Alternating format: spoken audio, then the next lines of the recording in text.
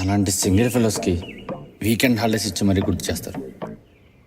పెళ్ళి చేసుకోరా, లేకపోతే నీ పనులన్నీ జీవితాంతం నువ్వు ఒక్కడివే చేసుకోవాల్సి వస్తుంది అని. ఎన్ని బట్టలు ఉన్నాయంట్రా బాబు, దోబికేసాలి నెక్స్ట్ వీక్ నుండి. వద్దులే, సగం శాలరీ దానికే పోతుంది.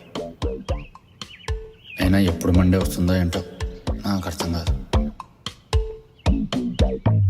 అందరూ వీకెండ్ అయిపోయిందని బాధపడతారు, కానీ నేను మాత్రం మండే కోసం ఎదురు చూస్తాను.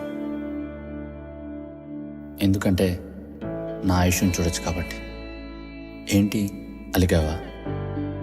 ఆయుష్ వచ్చిన దగ్గర నుంచి నీతో మాట్లాడలేదని? డోంట్ వరీ, ఈరోజంతా నీతోనే.